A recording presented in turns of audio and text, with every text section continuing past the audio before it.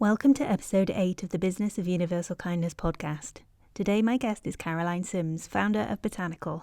We hear her journey, how she struggled with terrible skin outbreaks well into her 20s that shattered her confidence, to then finally creating a natural remedy that started making a difference to her skin within just 2 weeks. This revelation, along with some nudging from her entrepreneurial boyfriend Alex, made her realise this could help others too, which set off a chain of events that helped her launch her plant-based supplements brand with great success. What if the smallest decisions we make as business owners and consumers could have a lasting impact in the world? This is what we question here at the Business of Universal Kindness podcast. If you're curious about living more naturally by choosing products that are kind to humans, the planet, and the creatures that we share it with, then keep listening. And if you're operating a business that creates these types of products, then pull up a chair, because we're about to find out what it takes to build a company that makes money and does some good in the world too. I'm your host, Sarah Henson, email strategist to mission-driven e-commerce companies. Join me on this journey as we explore what it means to take radical responsibility for our choices, while also making an impact that can change the world. Because universal kindness is everybody's business. Hi Caroline, welcome to the podcast. How are you today? Hello, I'm really good, thank you. I start off asking my guests about what they wanted to be when they were a kid, so why don't you start us off with that? That is a really good question, and one that I haven't actually considered for a long time. I actually had a completely different idea of what I wanted to be as a kid. I was always really interested in property, and I loved the idea of being one of those property estate agent type people, but the ones that are on location, and TV shows like that. And I loved the idea of kind of traveling the world and showing people different properties. So that was always my kind of childhood dream. Oh wow, have you done a lot of travelling then? Not loads and loads. I mean, I do kind of short bursts here and there. I haven't gone on like a 3-month experience or anything like that. I tend to kind of keep it to like 1 or 2 weeks, but I do try and go away as much as I can. So the next question is, why don't you just introduce Botanycl and just tell the listeners exactly what it is that you created?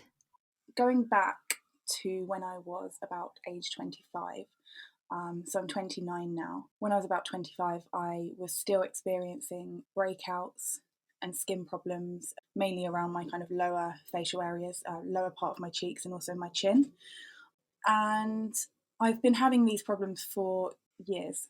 When I was in my teenage years, I always had these problems as well, but it kind of just carried on throughout my 20s. And it kind of felt like I was the only one going through it, even though now I know that actually it is quite a common problem in your adult years as well as your teenage years, but people don't really talk about it as much when they're in their adult years as well. So I kind of felt a bit alone with it, and also really it kind of just knocked my confidence completely, because it was at the age after uni when I'd moved in to a flat share with people I didn't know. It's when you're kind of meeting loads of new people. I was in a really new relationship as well, and it was just a really bad time for me to feel unconfident in my skin. So I tried loads of different remedies to try and get rid of the skin problems. I went to the doctors, I tried prescriptions, I tried creams, even tried laser therapy, which was quite harsh and really, really drying to the skin. I tried antibiotics as well, and I saw like really short term benefits from some of these things. Like, for example, the antibiotics, they kind of kept it at bay for maybe a couple of weeks, but then it would just come back, and obviously you can't just keep taking antibiotics forever. And with the creams as well, it seemed to like dry out the breakouts, and because it had that drying effect, it was decreasing the oil in my skin, so I wasn't getting as many breakouts, but at the same time my skin was really, really dry, flaky. I couldn't really go in the sun as much, and it wasn't a long-term solution to just continually dry out my skin forever. It just didn't feel good to dry my skin out. So it got to the point where I was just really desperate to find something that I could actually use to tackle the problem from the inside, prevent the symptoms from coming out in the first place, rather than just kind of reducing them once they're there. So the one thing I hadn't tried was the combined birth control pill, because I wasn't allowed to use the combined pill as I had a history of migraines as a child. And this was the one thing that I thought, this could actually work because it works hormonally, so it actually tackles the root cause of the problems. And I saw loads of other people getting great results from it, but I wasn't about to go to the doctors and lie and say that I hadn't had migraines as a child and put myself at risk. It was just not an option for me.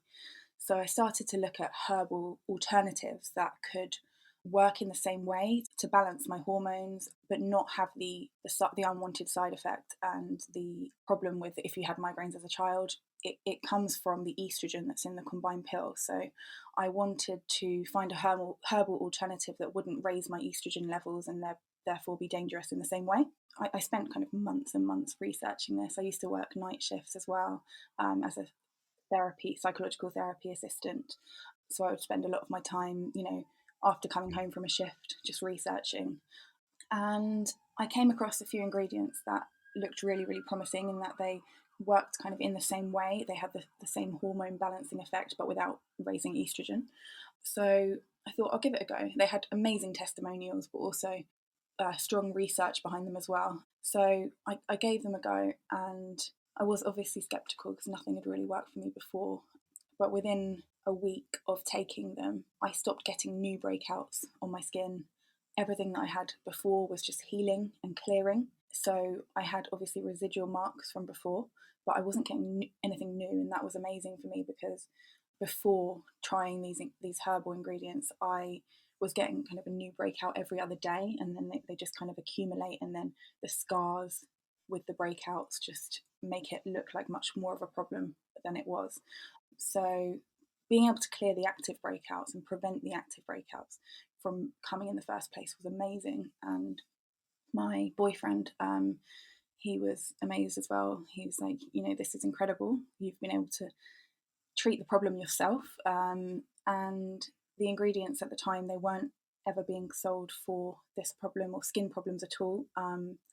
So I guess the idea of Botanycl was born after I realised how how much these ingredients had changed my life. And my boyfriend actually said to me, because he'd started a smoothie company called Pact, the frozen smoothie company, and they were doing quite well at the time, and I wasn't really business minded at the time. And he said to me, there's nothing else like this on the market. I think it's a real gap here.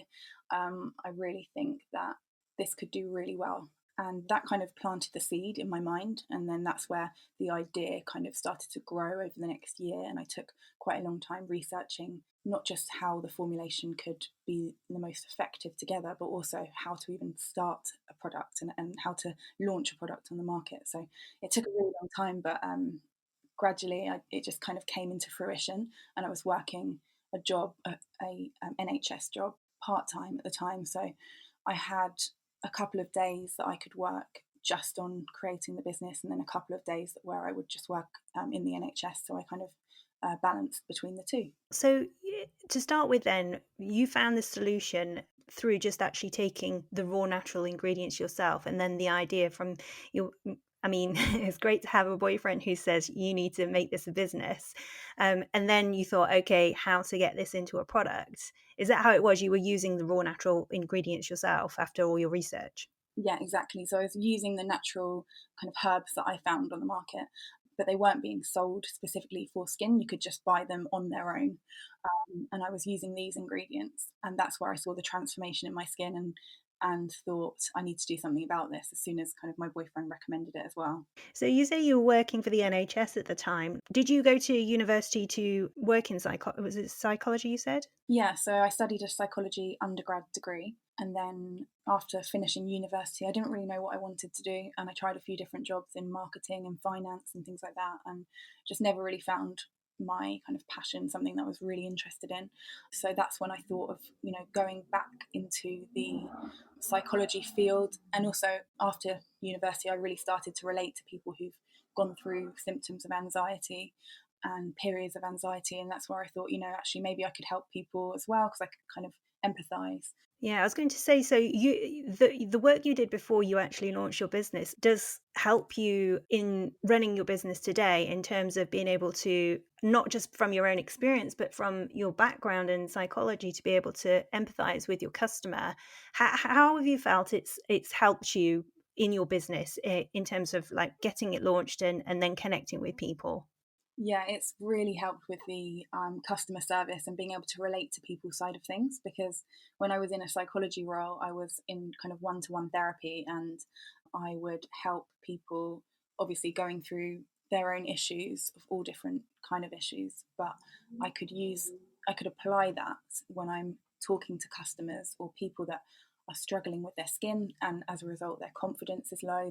They're really, struggling to leave the house because they don't want to see people. And then they're trying the product for the first time, and I can really help them. I try as much to help everyone on an individual basis to get the most from the product, but also to help them emotionally. Sometimes people send me photos of their skin and they say, I'm just so insecure about this at the moment, and just I try my best to apply what I learned from the psychology role to being able to help people now to feel more confident in their skin, not just from use of the product, but also just from inside and, having that self belief. Yeah, so I mean that's the thing, isn't it? With if you have skin problems, it's not just like the physical effect of it. It's more to do possibly with the emotional effect and how that impacts people's lives. Have you seen some real hard cases where people are really, really suffering emotionally and psychologically because of their skin? Yes, absolutely. Well, one of them is myself. When I had the skin problems when I was 25, I was struggling emotionally from it. I cancelled a lot of social plans. I kind of became a lot more introverted than I normally am. I actually cancelled, dates with my boyfriend and asked him not to come round at sometimes. So I really relate from a personal level to some of the people that I'm talking to now who are struggling with the skin problems. Some people are saying, my wedding's coming up in a few months and I'm dreading it, or I've got to go on holiday, obviously before the lockdown. People would say, I've got to go on holiday, I've got to be on the beach. I might have to wear a full face of makeup on the beach. And, people, some of them, tell me that they're just really, really struggling emotionally and feeling so insecure about it. And it is really difficult, and it's not just about the exterior. As you said, it's how you feel within yourself. And people obviously look in the mirror every day and see their skin is so much worse than how other people see it. But it's really hard to believe that when someone says, you're seeing yourself in a worse light than actually the reality. But that is kind of the case a lot of the time, that people are studying their flaws and really highlighting them. So I'm curious, what differences in your own personality have you seen since you've started using your herbs to where you are now? Do you notice a difference in your confidence and just in your general demeanor in that? Yes, 100%. So before I would dread going out on a day like today, a beautiful sunny day. I would dread it because the light and the sunlight would obviously reflect off the breakouts and highlight them even more. Didn't want to take photos with people. Just thought that everyone was like kind of staring at it. And now that obviously is not there anymore at all, I can just go out and not think about things like that. I mean, I still have scarring left over, kind of pitted scarring on my cheek left over from the breakouts, but I'm okay with that because it's just part of the experience. And let's just talk about, you have this revolutionary change in your skin and in your confidence, and then you have the idea, helped by your boyfriend, to bring this to market. So, what did it then take, apart from doing your research and that, to then get this launched? I mean, did you have to find investment for this, or was it all self funded during the time? Yeah, so I didn't have any external investment. I had some inheritance, and I was really worried about using it just in case it didn't work out. But if I was going to use it for anything, I thought that this was a really, really good thing to use it for, because it could potentially help me with building a new income and a career. And so I thought it would be a really good way to use it. So I was quite careful, and I tried not to spend too much money at once. And when I booked my first manufacturing run, I made sure I did a really, really small manufacturing run, and I didn't try to spend too much too quickly, because there was always the cautious side of me that was coming in, because I never had a plan to start a business. It was always the skin problems came, and then the idea for a business came as a result. So I spent a really long time researching just how to start a business. I watched so many YouTube videos, from people that have done a similar thing, launched a product on the market, and also podcasts about how to do your marketing, because at the time, because I didn't have any external investment, I didn't pay anyone, or I didn't hire anyone to do my marketing or to do anything like that. So I was literally doing everything at once. So I was doing the marketing. I had to basically learn it all, and I'm sure I probably didn't do as good a job as someone would have done if they dedicated their whole job to just one section of the business. But it was the only way for me at the time. And I also learned a lot from my partner, because he's obviously he was about a year and a half down the line, or maybe even 2 years down the line, when I was only just starting. So with his business, he had a lot of experience already in growing a business, marketing, finances, and things like that. So I asked him a lot of questions and a lot of advice from him. Yeah, you had a great advantage having him on your side to be able to, ask those questions. But when you are starting a business and wearing all those hats, a lot of the responsibility does fall on your own shoulders. So, what challenges have you faced then as an entrepreneur, going from a part-time NHS worker to being, air quotes, entrepreneur who's running their own business and wearing all the hats? I've struggled with being the one in charge of decisions. I think because I was always used to, working in a team of lots of different people. So any kind of big decisions that were made either collectively or by a manager. So I think I really struggled with even just small decisions. I think that's something I've really had to work on, is having self confidence to be able to make a decision by myself. And it kind of sounds silly, but I think that's always something I've struggled with. So at first I would really rely on other people, even for simple things like choosing the brand name or choosing packaging, which kind of packaging looks right for the brand. I always knew which one I preferred, but I didn't trust myself to make the right decision. So I would always ask Alex, and I would always ask friends. I think I've had to really work on trusting my own instinct. And do you find that now, when you do trust your own instincts, you know that it is the right decision, or have you gone down any paths where you think, I didn't quite do that right? Have you had mistakes that you've learned from? Yes, I have made mistakes. Luckily, not with things like branding. Alex has always been there to stop me if I'm about to make a bad decision on kind of branding or anything like that. But I've made some bad decisions, and I think the decisions that have been bad have been trying to find the right balance between taking a risk and being cautious. So I think the first product, Skin Clear Elixr, the launch went so well, and the reception from customers was amazing, and it honestly went so much better than I expected, because when I first launched the business, I was surrounded by doubts from family and other people that it's really really difficult. It's I've been told quite a few times things like 5% of businesses succeed, and things like that really made me think maybe this isn't going to work. But the launch of the first product went so well that I think I became a bit overconfident in thinking that it's fine. Like every product I launch will be as successful.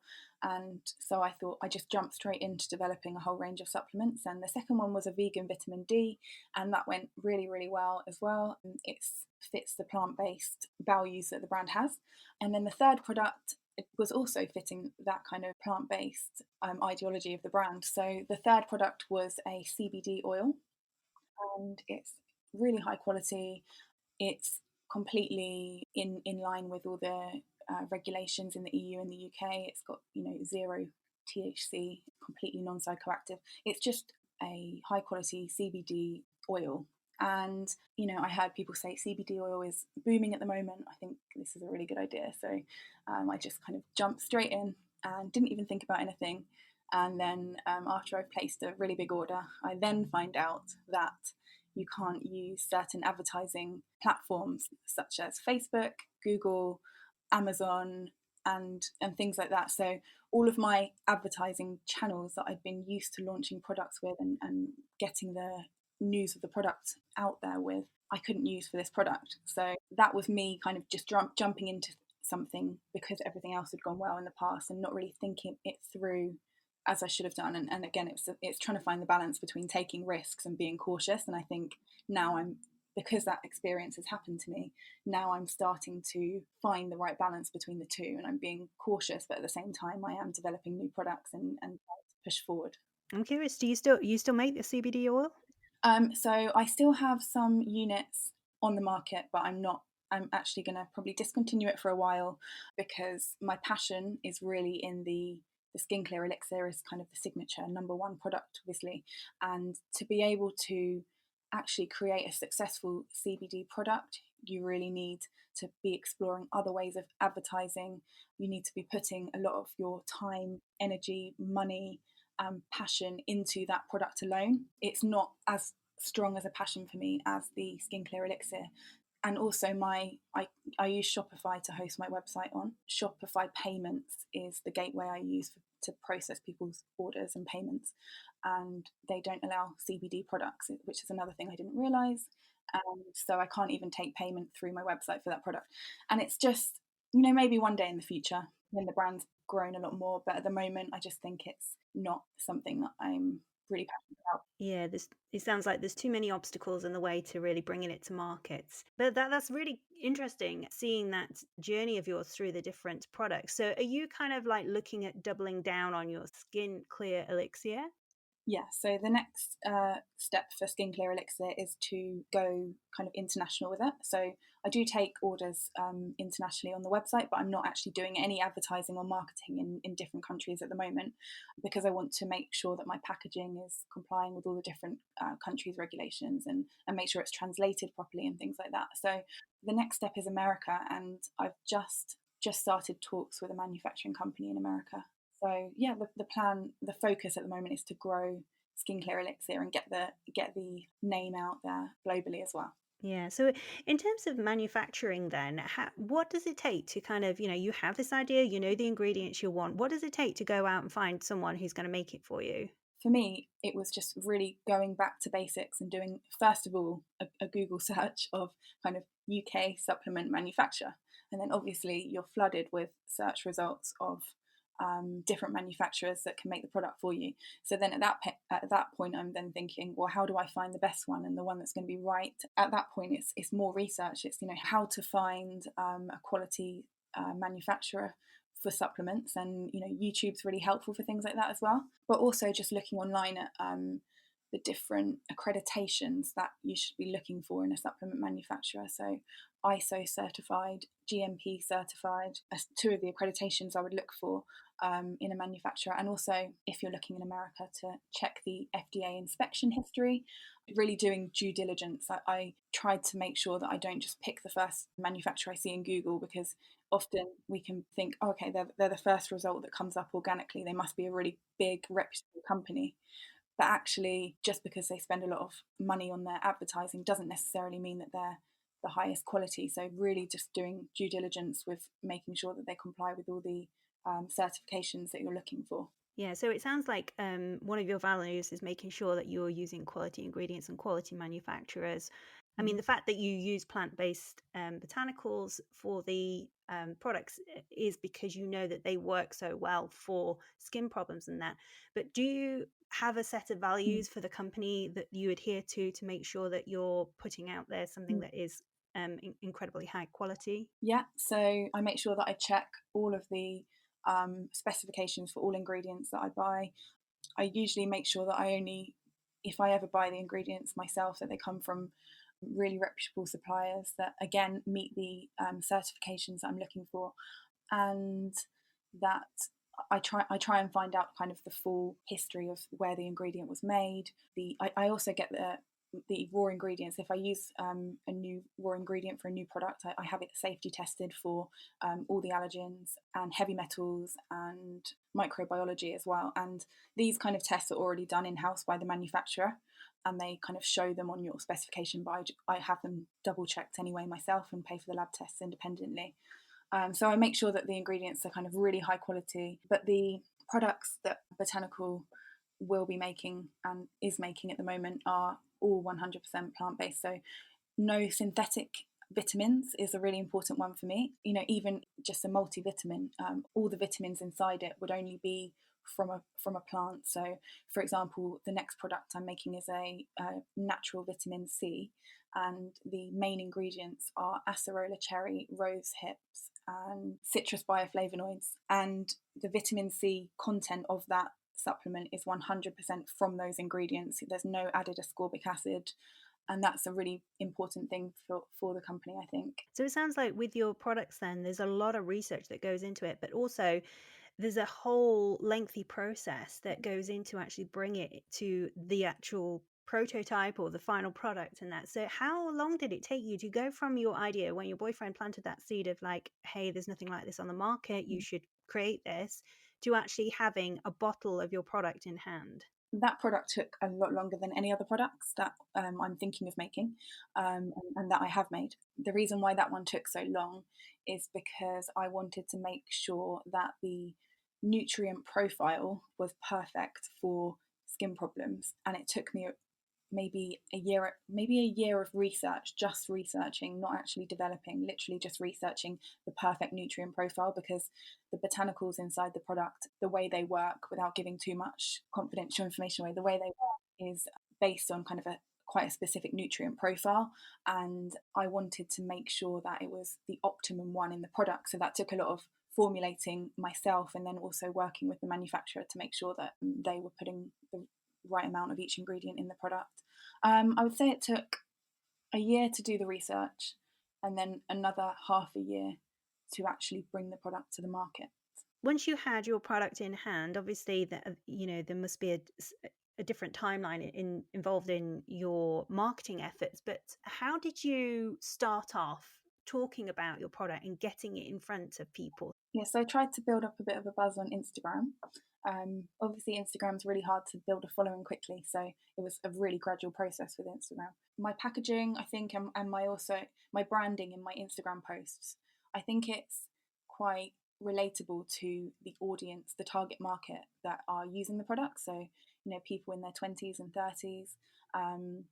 It was I tried to go for quite a brand style that really fit with that audience. And I think that helps as well.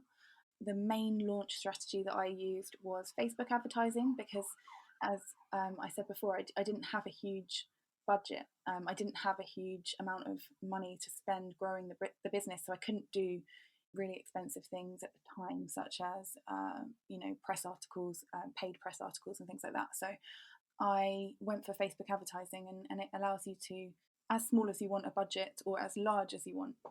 So it really gave me the flexibility to spend only a small amount and then start getting a small amount of customers. And that would also enable me to test out some of those fears that I had about, is this going to work for people? I could do that without spending too much money at the time. And then after, 100 people had tried the product, even the first 50 people, I emailed everybody a follow-up message after 2 weeks of using the product.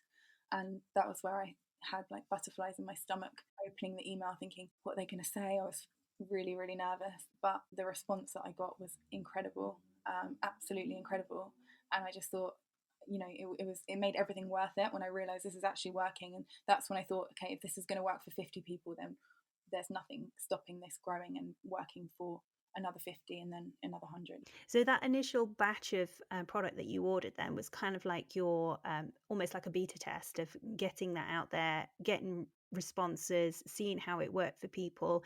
And I guess that proof is quite a big thing for your business in terms of, because your Instagram feed, you have comparison photos. And do you find that has really helped you grow your marketing strategy? Yeah, massively. So as soon as I started to realize that, this was really working for a lot of people, some people would voluntarily send me their before and after photos in response to my email. And so when I then obviously asked permission if I could share them on the social channels, and that just gives a lot of proof to people. And then also people that were using the product themselves would share their own pictures on their own channels, and then it would just start to grow that way. And that was a really big thing. But it's also one of the challenges because of the food supplement regulations in the UK. There's limits on what you can say about your product and the ingredients and how they work. And that's just something that all food supplement companies have to deal with in the UK. In terms of marketing then, how big a part does email marketing play for you? Because I assume that the majority of people who are subscribed to your email list are customers, or do you run anything that allows people to be educated through email before they've actually bought from you? Not enough. So that is definitely an area that I want to expand. And I think that comes down to my own lack of experience with email marketing, because I haven't got anyone helping with that who actually specialise in that area. So that's something that I'm always advised to use, and I know that I need to do it, and it's something that I definitely want to grow more. But I do try and do some email marketing, like for new product launches and things like that, but definitely not enough as much as I should be. So when was it that you launched your product then, with that first batch that you sent out and you emailed your 50 people? Okay, so you've been at this 2 years now. What differences have you seen in the business growth, to kind of give us an idea of like the journey over those 2 years since launching? In terms of growth of the brand, so we've had a really, really great last 6 months. So in the last 6 months, we launched Skin Clear Elixr in Holland and Barrett, which was great because it's obviously the biggest, the most trusted health foods store in the UK. So we launched there recently. It's really helping to get a lot more exposure for the brand, and get the name out there a lot more. So it's been, yeah, since the last 2 years, it has been on the up, and it's been growing, and it's really exciting, and I can't wait to grow it further.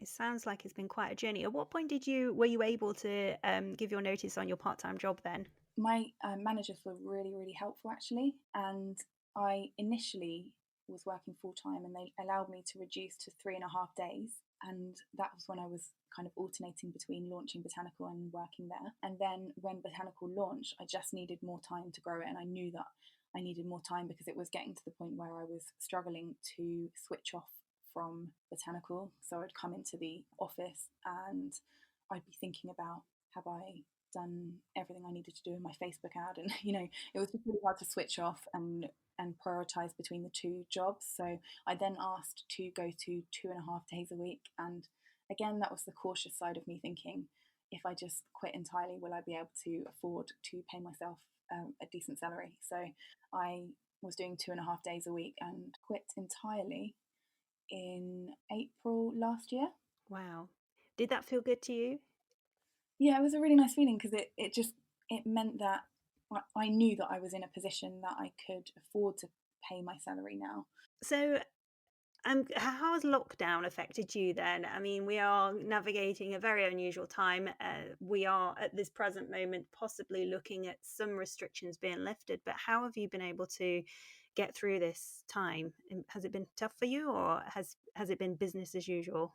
Well, I haven't noticed a decrease in online sales, which is I'm really, grateful for. And I think part of that is that people are online shopping now more, obviously, than going shopping elsewhere. So the online side of things has stayed the same, and also because my vegan vitamin D product is immune boosting, it has those properties. So I haven't noticed any decrease there. But obviously, it's been challenging with recently launching in Holland and Barrett because they have the online side of things, which has been going really well. But the in-store side of things, I haven't been able to advertise, just because putting out a message to say, find us on the shelf in your local store when the government advice is to stay at home, I wouldn't feel good about doing that. So at the moment, I have not been promoting any in-store sales, so that's been a little bit challenging. And also, manufacturing has slowed down. Everyone's kind of lead times are increased now. So if I was running low in stock, I'd be able to place an order and have it delivered within 6 weeks, but now it's 8 to 10 weeks. So I just have to do a lot more stock planning in advance, further in advance. But it is a bit challenging when a bit worried about being able to keep up the manufacturing, and I just, because it's not in my hands, it's out of my control. I worry. Yeah, that's the one thing. But other than that, the online sales are still going really well. It sounds like you've had a fascinating journey, and there's some great things ahead for you with your expansion into America. So, if there's anyone listening who has an idea about bringing something to the market, what would your advice be in terms of either mindset or practical logistical things? What would your advice be? Yeah, I think, if you have an idea that, or a passion of something that you want to do that you're not currently doing, is there's no reason that you shouldn't. There's no reason you shouldn't give it a go. Even just a small, you don't have to go all guns blazing with it the first time around. Just give it a test out your ideas, and try not to let those doubts become, overwhelming, because they are just doubts. There's not necessarily any truth to those doubts. So many people have succeeded even though they had those doubts as well, and there is always another option. There's always another reality that you maybe haven't thought of yet. So just try to overcome those doubts as much as you can, and realize and have the self-belief that you can do it, and just take small steps. You don't have to do it anything major. Just one small step in the right direction can give you some confidence, allow you to gradually test out your ideas. And I think that was something that really helped me as well. I love that. That's fantastic. So where can people find more about Botanycl then? Yeah, so online on botanycl.co.uk. It's spelled Botanycl. Also on Holland & Barrett website as well. Oh, that's fantastic. Thank you so much for joining me today on the podcast. It's been fantastic talking to you. Thank you so much. It was really good to talk to you. You've been listening to the Business of Universal Kindness podcast with me, Sarah Henson. If you enjoyed the show, then please subscribe and leave a review so that more people can find it and join us on this journey. Find the show notes and more episodes of this podcast at sarahhenson.co.uk/podcast. Music is by Studios On It from Audio Jungle.